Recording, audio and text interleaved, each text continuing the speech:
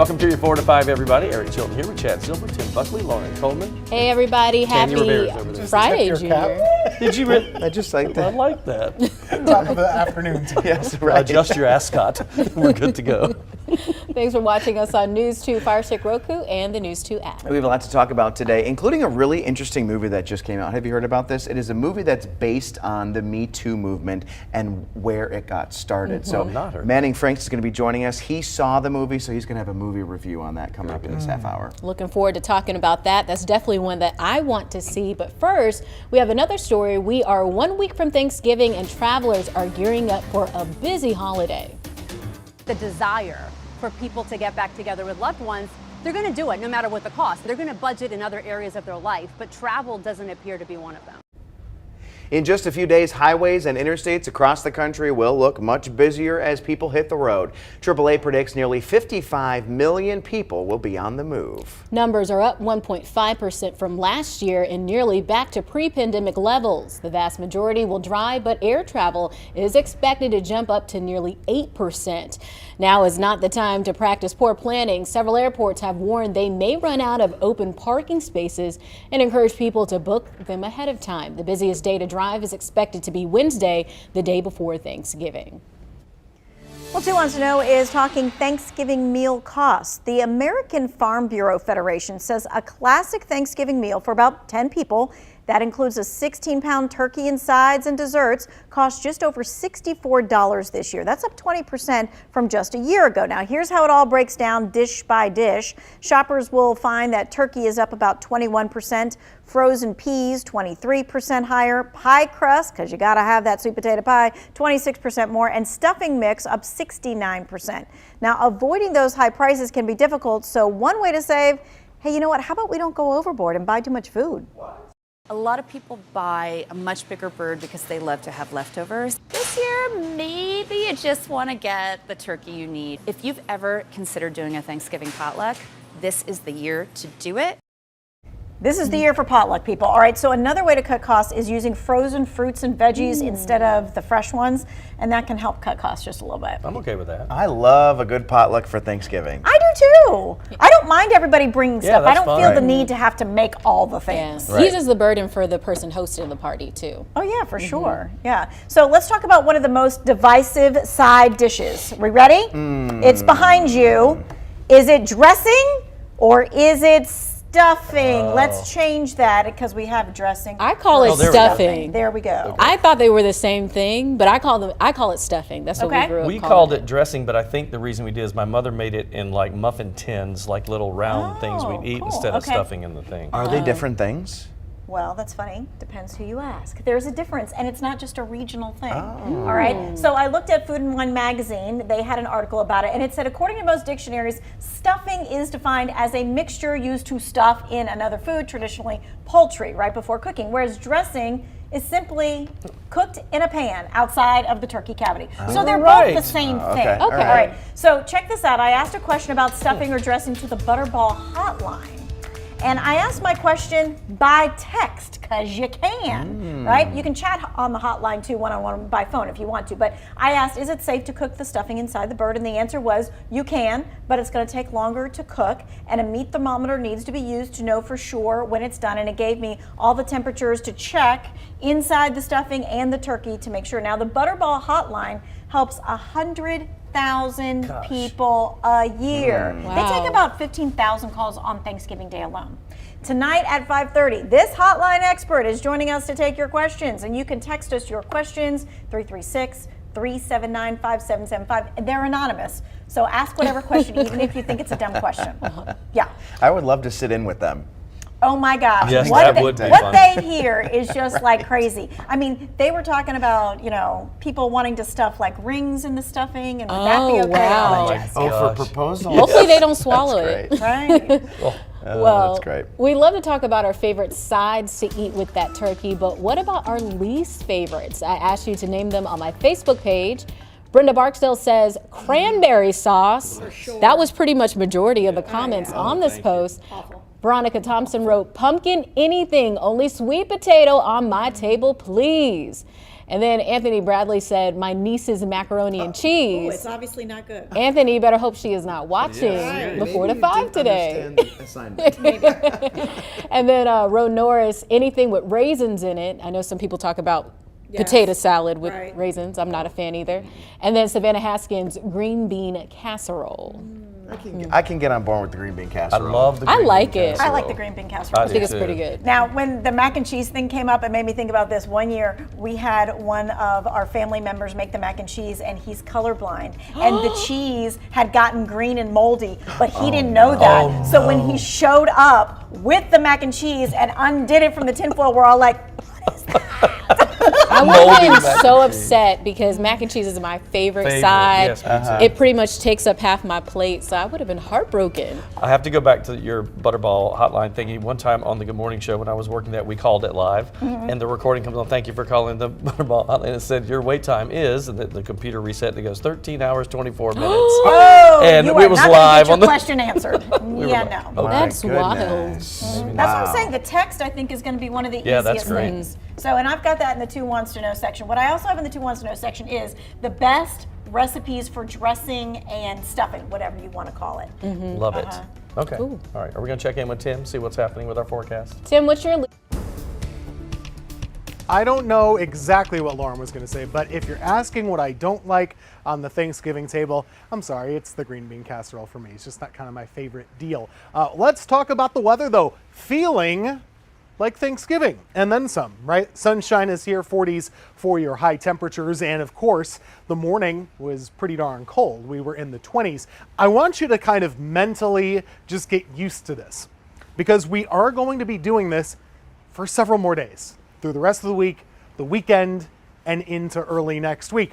I don't have a lot to show you. It's sunny, so that's easy, right? It's just sunny weather here locally.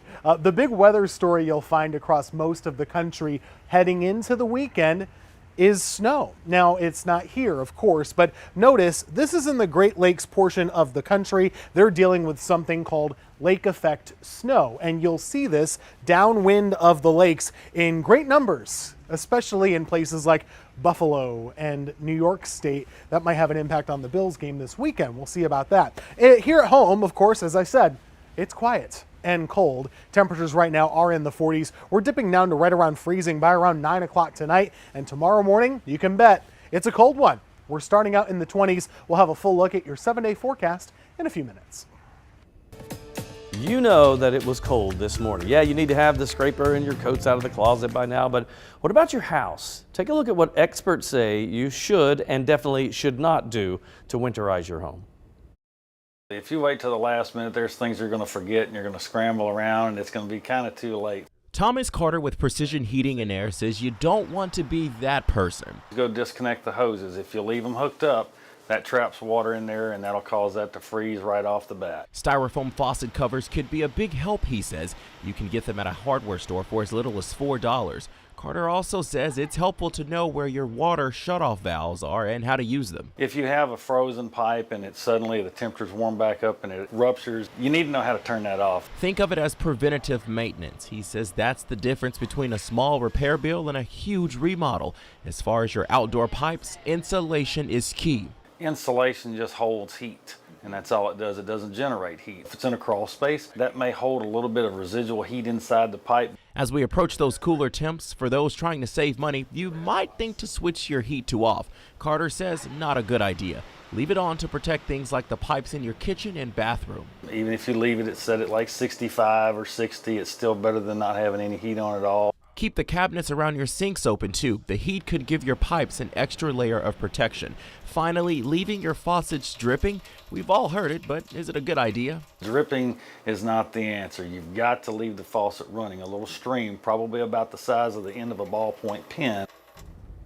Well, take a look at your screen here. You'll see the number at the bottom for the North Carolina Weatherization Assistance Program. This program helps people with low income save energy and reduce their utility bills. Just call that number on your screen to find out how to apply. You will need proof of income, a pay stub, and a Social Security check from the last year will do.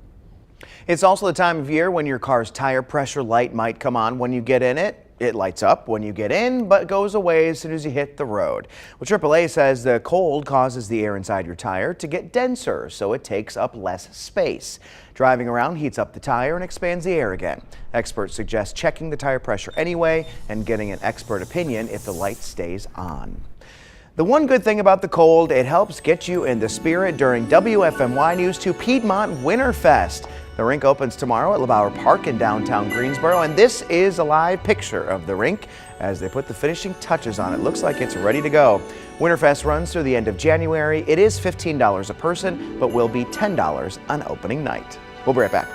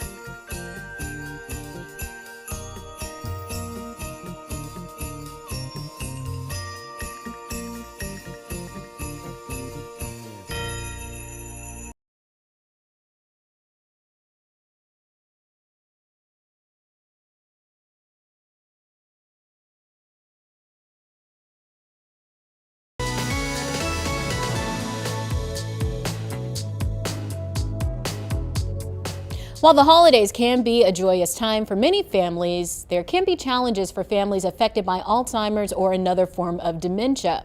According to the Alzheimer's Association, there are 356,000 family members and friends across North Carolina who currently care for a person living with Alzheimer's disease.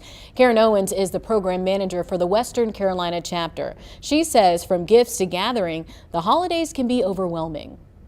To plan ahead, that can be very helpful. You know, thinking about how do we maintain traditions while adapting those to meet the needs of the caregiver and for the individual living with the disease so that it's less stressful for everybody. Also, we want to think about how do we incorporate travel.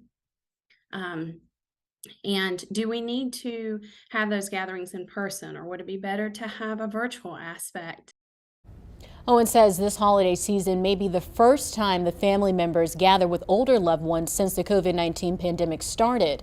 Here are warning signs and symptoms to look out for. Memory loss that disrupts daily life, difficulty completing familiar tasks, confusion with time or place, and changes in mood or personality. Alzheimer's disease and other dementias can be very isolating for the individual living with the disease and for caregivers.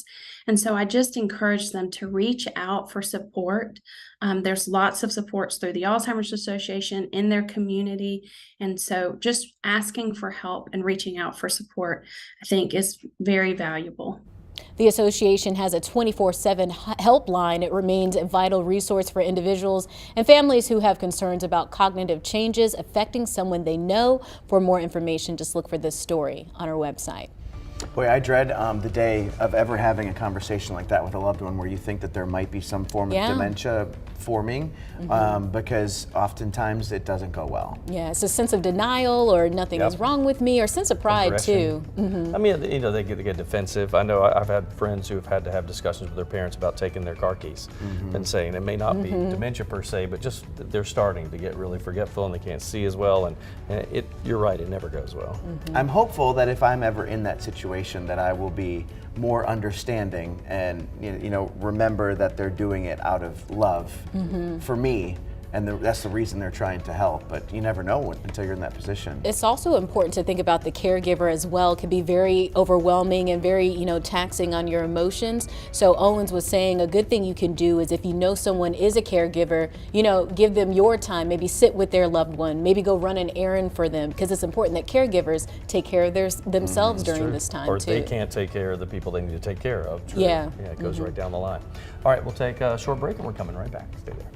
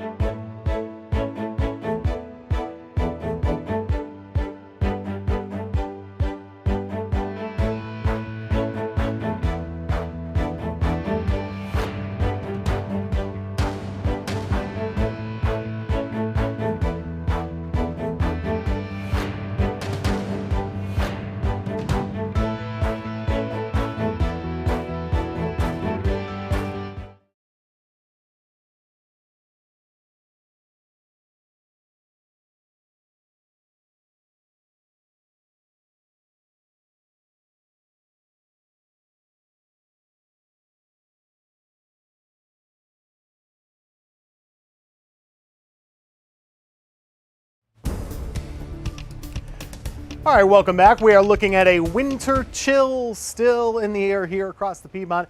Sun already getting pretty low in the sky. Isn't that sad? Right around 4:15. We notice that this time of year for sure. Temperature currently for you in Winston-Salem, 45 degrees. Very low humidity as well. By the way, this is that time of year you need to use the hand lotion, the chapstick, all of those things, because we have that very dry air in place.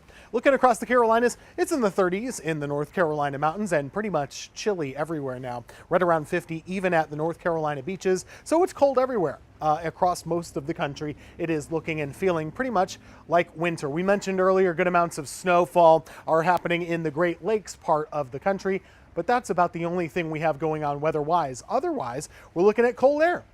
And it's kind of getting redelivered daily or so for our area. So we'll get a fresh supply of cold air that'll start to move our way for this weekend. Tomorrow should be a couple of degrees warmer than we were today, around 48.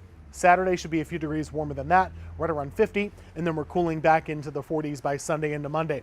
Early look at Thanksgiving weather. Wednesday looks to be dry with no issues for traveling. Right now, Thanksgiving looks to be dry and Black Friday should be, but there's still some questions on a low rain chance in that time frame. So stay tuned for your Thursday, Friday forecast. As far as tomorrow goes, lots of sun. It's real cold in the morning, mid-20s to start things off, similar to where we were today. Highs will be right around 48 degrees. For the weekend, we'll call it 51 for Saturday, back to 46 for Sunday. All of those mornings are cold in the 20s as we go into Tuesday, and then we'll be a little bit warmer, right around 58, Wednesday into Thanksgiving Day.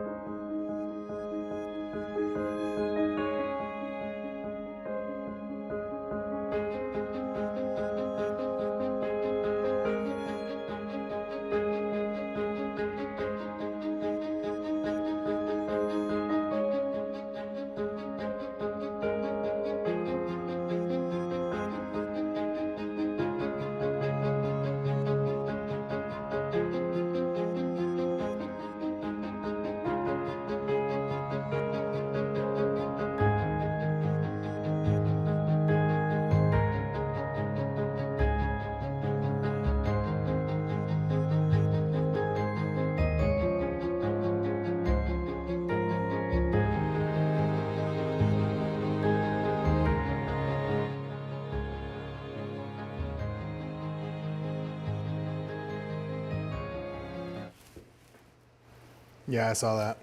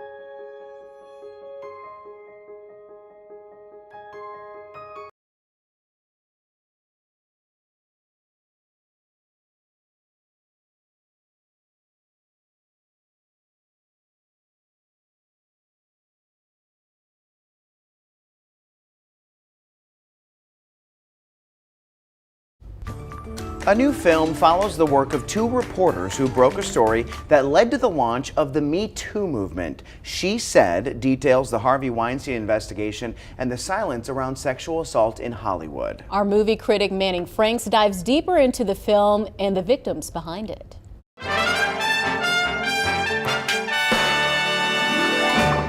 In 2017, Harvey Weinstein was credibly accused of sexual assault by dozens of women. But most people don't know the investigative reporting that led up to that bombshell of a story from the New York Times. As a journalist myself, She Said's existence as a film excited me for its journalistic relevancy in how it sparked an entire movement to hold offenders accountable. Safe to say, this was one I was eager to check out. Hi, we're from the New York Times. I believe you used to work for Harvey Weinstein. Adapted from the 2019 book of the same name, She Said depicts the investigative work of Jodi Kantor and Megan Twohey as the two journalists start to uncover a web of lies and payoffs left in the wake of Harvey Weinstein's misconduct. As they dig deeper, the two of them begin to realize that there are many women with the same story. Now Kantor and Twohey must find a way to break the silence about a passive and corrupt system. Never self-congratulatory and always straight to the facts, She Said flourishes when it highlights the extensive investigative work of the two journalists.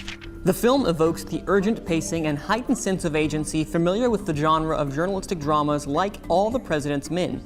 She Said rapidly moves from scene to scene, yet never loses its grip upon the audience thanks to the through line of two wonderful performances from Carey Mulligan and Zoe Kazan.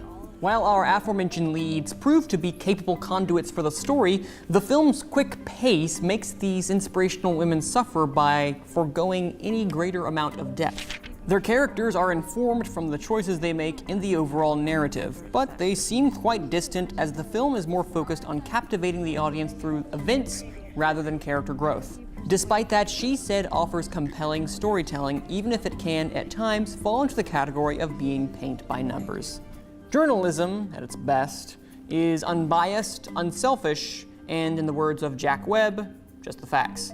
She Said embodies that, and what it lacks for an individual character emotion succeeds in providing a triumphant cheer, where journalistic integrity can, not really a spoiler, win the day. She Said is simple, empowering, and it's too approved. You can watch this film only in theaters.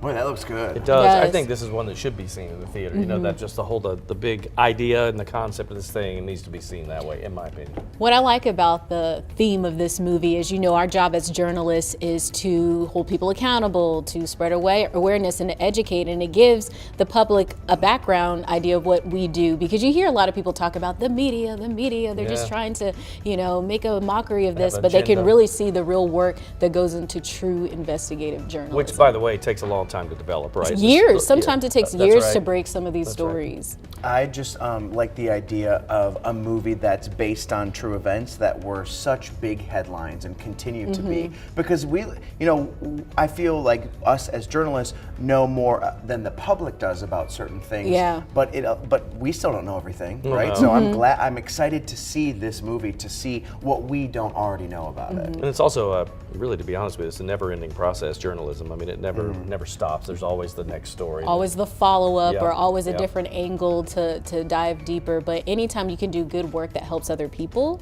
is a great thing. This is good. I'm going to see that one. It looks good. We'll be right back.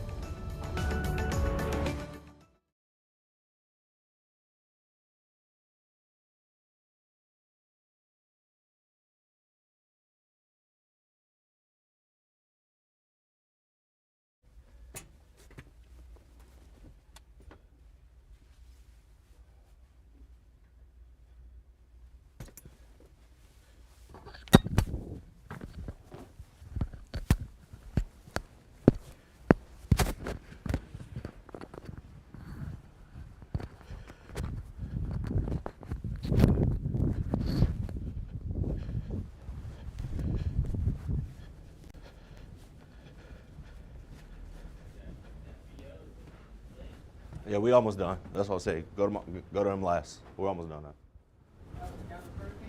Yeah, I know. 1, 2, 3, 4, 5. Jalen. 1, 2, 3, 4, 5, 6, 7, 8, 9, 10.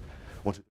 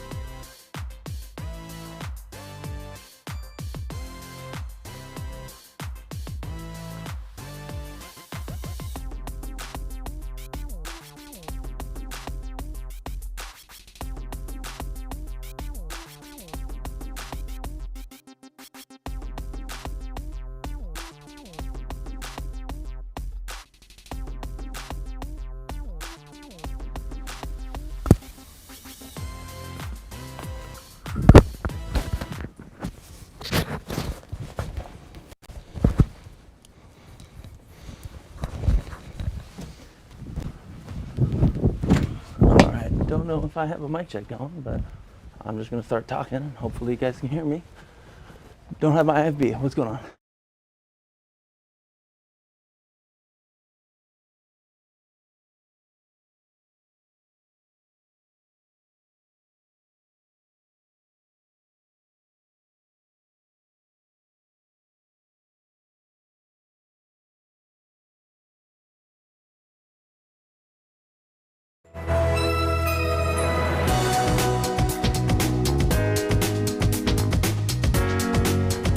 Welcome back to the 4 to 5. Eric, Lauren, and Chad with you. 30 more minutes ahead. 30 more minutes, and you can still watch us on News 2, Fire Stick Roku, and the News 2 app. Coming up this half hour, we're going to be doing some hat tipping. Love the hat tip. And we're talking about what is on your Christmas list from Santa. This is just like a standard story, but you need to hear some of the responses that we heard from Facebook. I love it. You're going to be dying laughing about this. And, it kind of feels like Christmas time, the weather. Tim, I know you are part of the Puffy Coat Gang this week.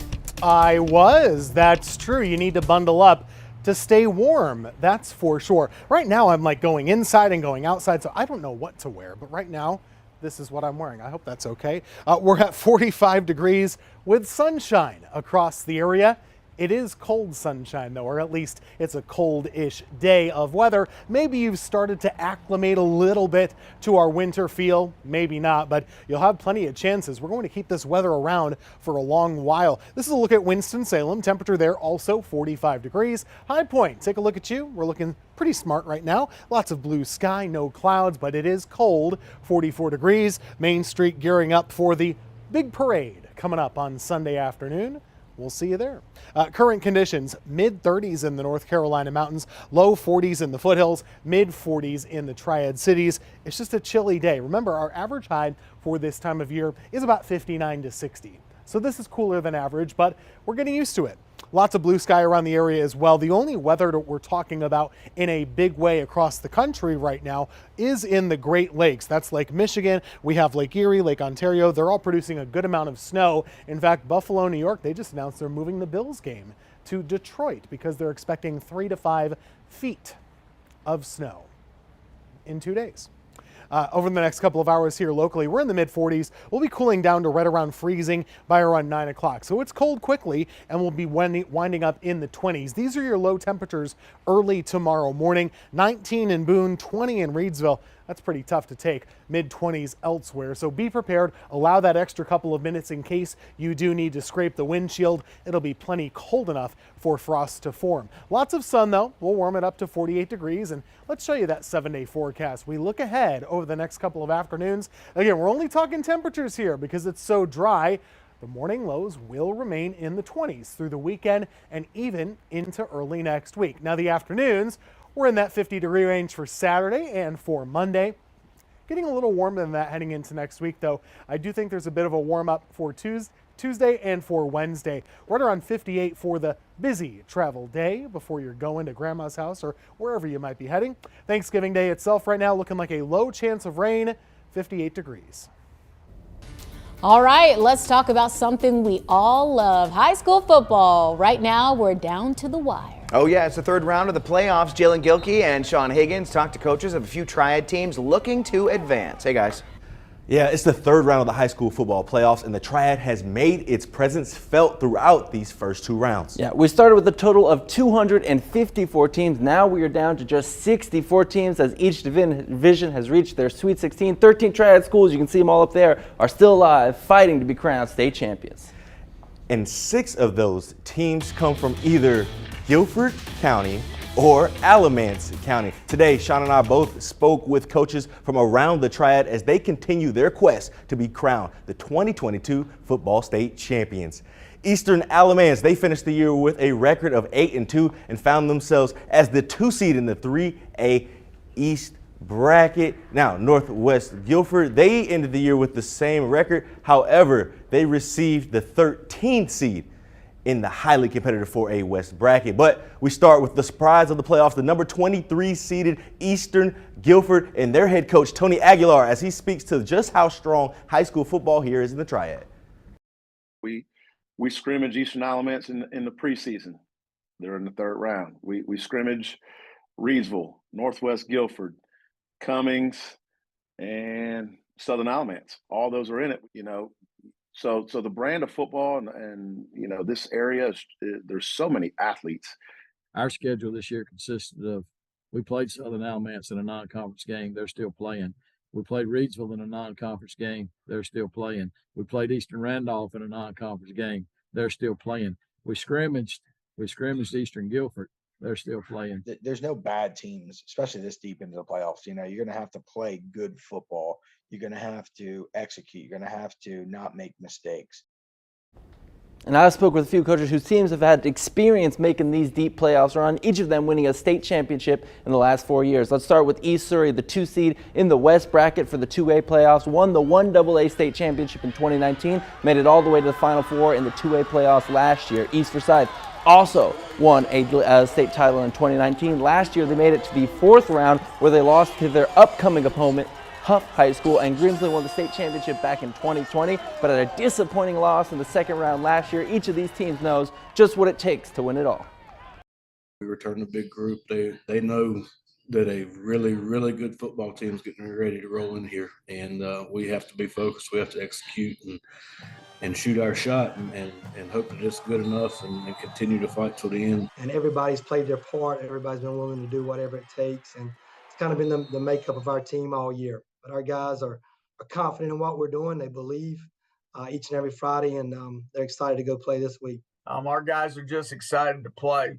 You know, there's a lot of teams not playing right now, and it's basketball season for them. So we're not going to take it for granted. We'll play wherever, whenever. We just want to keep on playing. Oh, it's the exciting time. So now, you know, doing Friday Football Fever with you guys, sometimes we'll see scores of like 72 to nothing. We shouldn't expect any more of that. Oh, none of that this week. Should be none of that this week. It's going to be a lot of points scored from all the teams that are playing, most likely. But everything should be a tightly contested matchup this week. For sure. This is the cream of the crop. I mean, each division, now there are 4 in their Sweet 16. A lot of these teams only have 1-2 loss on the year. So, and honestly, the Cinderella of the entire thing is the 23rd seed, Eastern Guilford, from right here. I mean, they shouldn't be here, but here they are. And that's what you get with the playoffs. I'm sure these students are amped up because this is the highlight of their high school sports career. It's something they're definitely going to remember whether they win or lose. So it's exciting. When I played, I know me and Jalen both played high school football. I mean, my senior year, we made it all the way to like the Final Four. So if we would have won, we would have been the state championship. Unfortunately, we didn't make it there. So. And we have a sadder story, I'm going to be honest. My junior year, we actually lost the state championship game in the Dome in St. Louis. That sticks with me probably. We had a lot of tough losses, I'm not gonna lie. So those stick with me, and I know. I appreciate that, Lord. The real question, it's not making it any better, though. It's supposed to be pretty cold on Friday night. I was looking so at are the students going to be able to come out there and support sitting on those cold aluminum bleachers? Let's hope so. I hope the boys are stretched and ready to go. And if you're going to enjoy a game, make sure you bring a couple blankets. One for the bleacher, one to go over the top, maybe some hand warmers, hand warmers, jackets, shoe warmers, all of them. Scarves, everything you got. earmuffs. But the boys need you. The boys need you out there, so make sure you come out and make some noise. High school football is just as much about the team as it is the community. They get energy off of that crowd, off that excitement. Are you surprised by the amount of Triad teams still in it? A little bit, yeah. I am personally, just because of the fact that I know how difficult and demanding this time of the year is, and for our region, especially to be considered the 3rd region in size here in North Carolina, and to be as dominant and as strong as we are now, it's very impressive. I thought a handful of these teams would be here, but some of the other ones, Southern Alamance, Eastern Guilford, I'm surprised that they're here, but that's what the playoffs are. You don't know until you play the game. And there are no hurricanes to stop anybody tomorrow, so you can see all of your highlights right here on Friday Football Fever tomorrow night.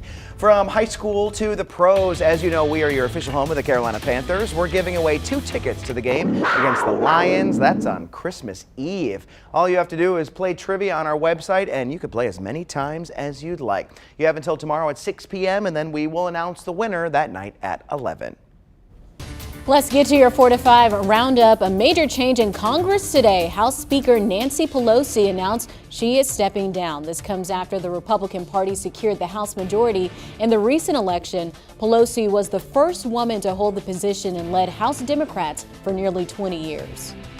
For me, the hour's come for a new generation to lead the Democratic caucus that I so deeply respect. And I'm grateful that so many are ready and willing to shoulder this awesome responsibility. Right now, House GOP leader Kevin McCarthy is campaigning to take over the role. Lawmakers will make the decision on January 3rd. If McCarthy wins, he says investigation President Biden will be his top priority. Right now, millions of Americans are missing out on stimulus and child tax credit money. The IRS sent out letters in October to people who didn't claim the benefits for the year 2021. If you got one of the letters, then you may be eligible for the unclaimed money. Just go to the IRS Free File website to file the amended return. The deadline is today. Krispy Kreme is in hot water for overtime violations. The U.S. Department ordered the North Carolina-based company to pay more than $1 million in back wages. Investigators say the company failed to include monthly bonuses and regular pay, which in turn allowed them to pay lower overtime rates. Whistleblowers were first alerted in Kentucky, but later found violations at every location in the U.S. Hey, check out the latest improvements in COVID hospitalizations. The latest patient count at hospitals statewide is 586. It's a slight dip from recent days and the lowest day the state has reported since mid-May. So we're getting better overall. Back on September 19, nearly 2 months ago, the state was reporting nearly 1,000 COVID patients. We are now approaching just about half of that. It's not clear how the colder winter months will impact that. We're also monitoring the CDC's flu map. North Carolina, you can see right there, is colored, well, you can't see it because it's in a weird location, but it's colored in dark purple, indicating the highest level of spread. The state health department says this week's ER flu visits are up 3% compared to this time last year. Health leaders are stressing the importance of getting vaccinated. Well, this is a triad tradition that dates back literally decades. Today was the annual Feast of Caring, benefiting the Greensboro Urban Ministries, and it's a way to have a great meal, but in the same time, you're helping feed those in need. At the same time, I zipped out there today to get a peek. Mark, I mean, how many years has this been going on? It's been great. This is our 31st year of doing Feast of Caring. Now, for people that don't know, explain how this works. What will they see when they come in? Well, it's a simple meal that we provide of soup, which has been donated to us, and bread, which has been donated to serve today. And that's the whole point. It's just a simple meal, people getting together, enjoying the time here and supporting Greensboro Ministry at the same time. So All right, it's so a great event. all this noise that you hear is because the pottery is a big deal. Explain how the pottery works, because everybody's lining up. In fact, you and I probably need to walk over here. How does this work? Yes, well, with a donation of $30 to Greensboro Ministry, you're able to get a piece of pottery that's been donated to us from local area potters, from the Art Alliance, and from some Seagrove potters. So we've had that support for the last 31 years of potters making the bowls and donating them to us. So it's just a big hit. And it's great. I mean, it's the real deal. It's the real quality stuff. I mean, these are Seagrove pottery stuff. So this is awesome. Thanks for taking time with us today, and best of luck with this. A great thing you guys do every year. We love it. Thank you for letting us be a part of it. Great. Thank you very much. Appreciate it. You want to? It really is. I mean, we see this every year. It's the 31st year that they've been doing this, and every year it just gets bigger. The dinner, so lunch is a little more manageable if you can make that, because once they get to that, like now, coming up at 5 o'clock, packed. It is packed out there. So, and I got a preview of the soups they're gonna have at dinner, and they're sound really good. Yes. They've got like potato and bacon, a lot of cream-based soups. Tomato bisque, they're gonna have corn chowder out there. I mean, taco soup. That was during the day. Yeah, during the day, yeah. Yep, they had some good ones during the day. The night ones, they're, whew. So Itanisa was doing the tomato bisque today when I was out there, and she couldn't keep up because people wanted it so much. They had to keep running more out from the back, and the people just eating it. It was long gone by the time that I got in really? there, because the soup next to me was a tomato bisque or something like that. It was completely empty. So I had the Brunswick stew, and what's great about this is all the soups are made by either a business or a school or a church. A church, yeah. So mine was made by Stamey's, and it was Brunswick stew, and I got the last bowl, and it was so good. That was the one I was serving up, and it smelled so good. They got some good ones tonight though, and you got time to get out there. They end at 7 o'clock tonight. All right, we'll take a break. We'll see you in a few.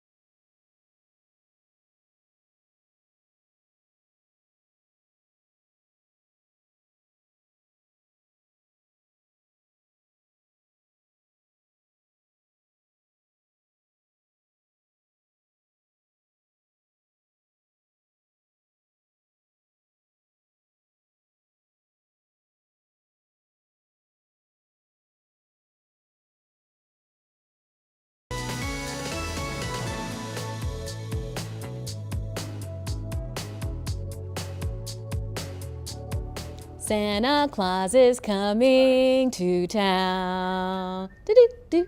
As a matter of fact, he's already here. He made his grand entrance at Haynes Mall in Winston-Salem. Santa will hear Christmas wishes at his workshop in front of Belk.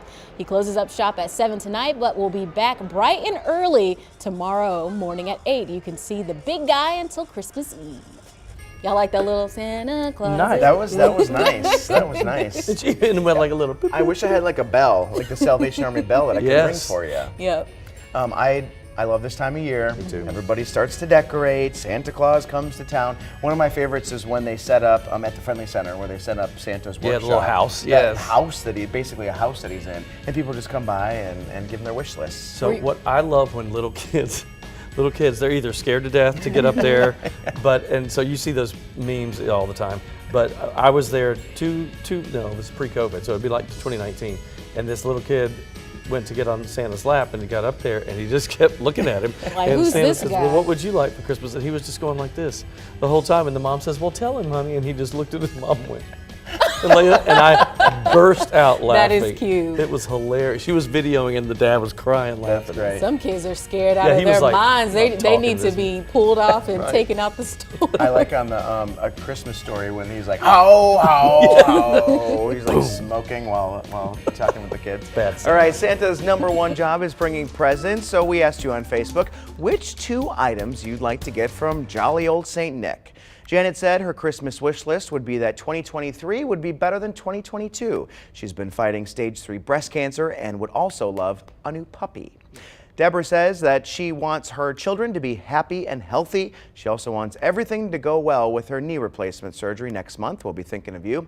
Sheila is asking for a set of canning jars and lids. That's good. Ashley wants a down payment for a house and a tattoo.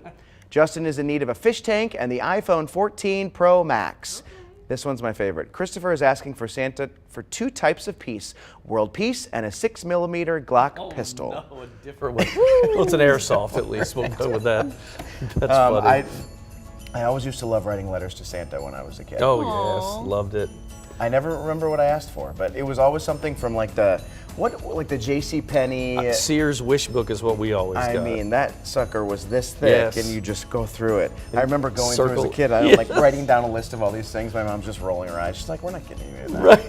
But she probably already bought it. That's true. Well, for my kids, so Drew's super organized, and Tyler is just Tyler. So Tyler goes through and just draws circles around like 100 things.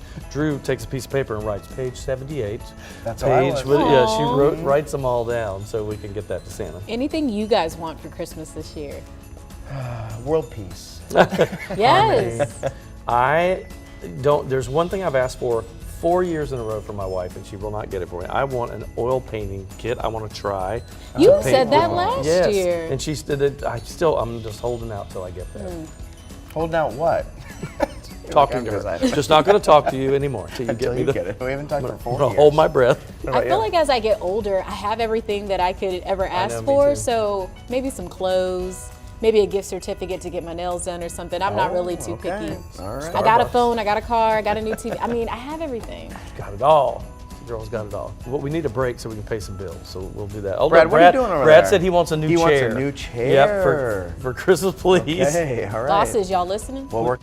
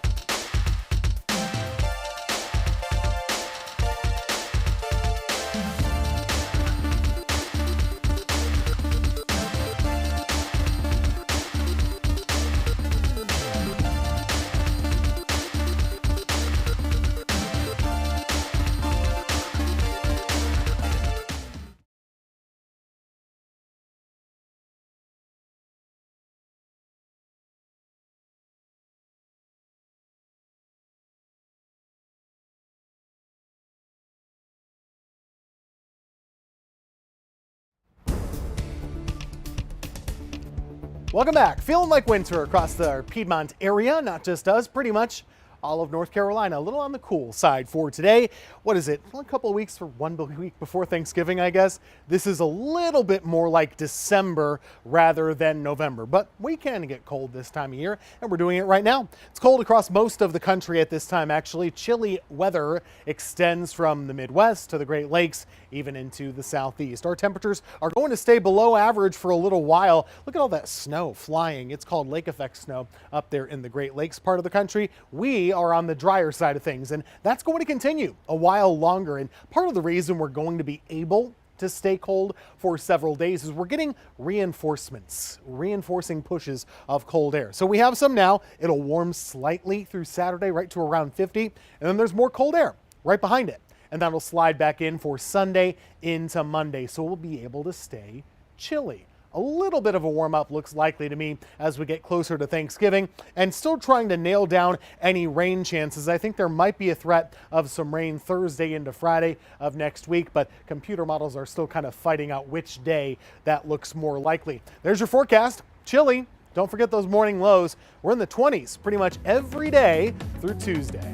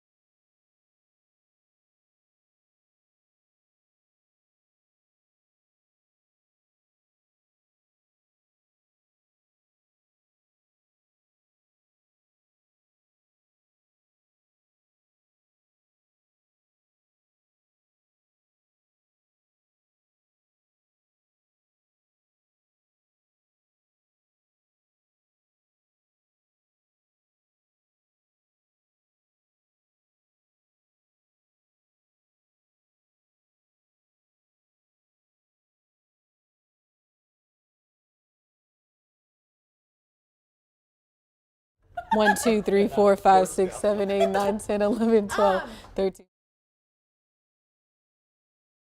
Hi there, 5 o'clock news. Get ready. Here it comes. 1, 2, 3, 4. Table out. Table out. Correct. It happened to us.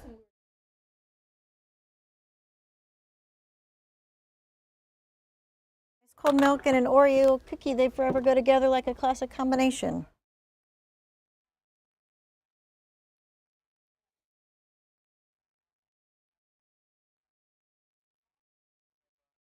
Check. 1, 2, 3, 4, 5, 6, 7, 8, 9, 10. 1, 2, 3, 4, 5. Mic check, mic check, mic check. 1.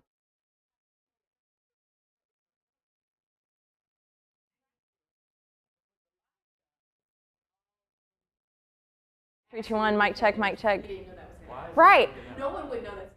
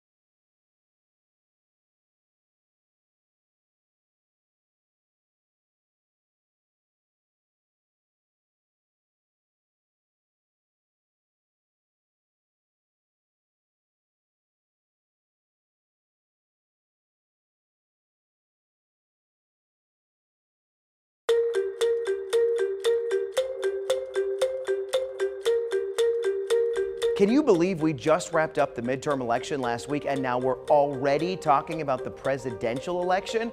At least one of last week's races hasn't even gone final yet.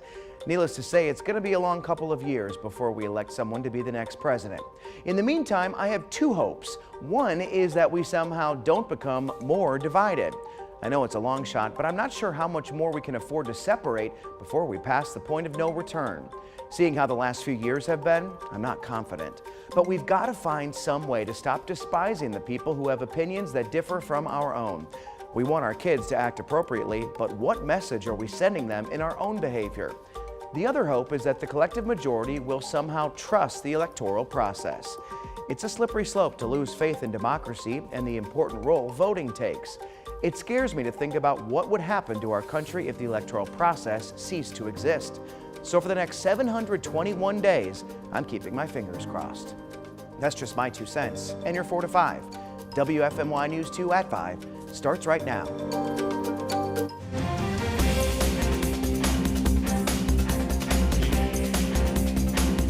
And say, hey, someone thought about us today.